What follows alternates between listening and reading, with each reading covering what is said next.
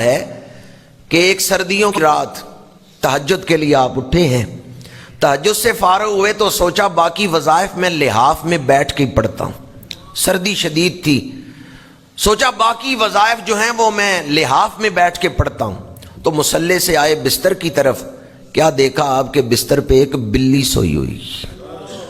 جب آپ بستر سے اٹھ کے گئے مصلی پہ تہجد کے لیے، اس دوران ایک بلی آ کے آپ کے بستر پہ بیٹھ گئی اور وہیں سر رکھ کے سو گئی۔ لحاف کا کچھ حصہ ایسا ہے جس پہ اوپر اس کے پیر ہیں، تو حضرت خواجہ صاحب نے سوچا کہ اگر میں یہ لحاف اس سے کھینچتا ہوں تو یہ اٹھ جائے گی، اس کی نیند نہ خراب ہو، درویش لحاف کے بغیر ہی رات گزار لے۔ ایک بلی کے آرام میں خلل نہیں ڈالا، اور پھر آپ مصلی پہ بیٹھ کے لحاف نہیں لیا، ایک بلی کے آرام میں خلل نہ آئے۔ جو جانوروں کے آرام کا اتنا خیال رکھتے تھے وہ انسانوں کے آرام کا کتنا خیال رکھتے ہوں گے۔ یہ وہ تعلیمات ہیں جنہیں ہم بھلا چکے ہیں، یہ وہ تعلیمات ہیں جنہیں ہم چھوڑ چکے ہیں۔ صوفیاء کرام نے اسلام کا روشن چہرہ لوگوں کو دکھایا ہے۔ ہمارے آقا کریم رحمت للعالمین ہیں، اور حضور کا پیغام رحمت اپنے سینوں سے لگا کر ہی صوفیاء کرام پوری دنیا میں پھیل گئے ہیں۔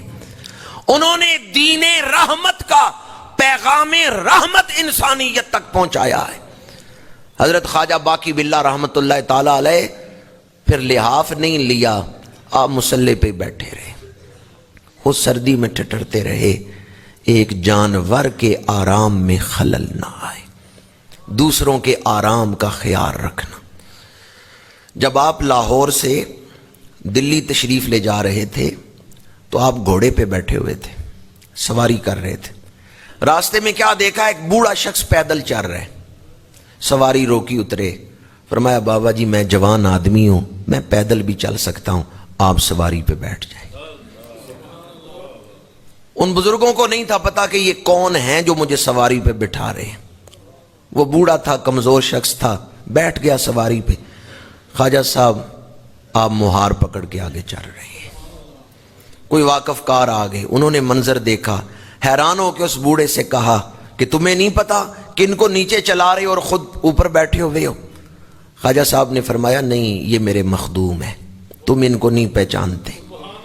عاجزی کی، اور پھر اپنے چہرے کو چادر سے چھپا لیا تاکہ اب اگر کوئی واقف کار آئے تو وہ مجھے پہچانے ہی نہ کہ پیدل کون چل رہا ہے۔ اپنے آپ کو چھپایا، عاجزی اختیار کی۔ آپ کی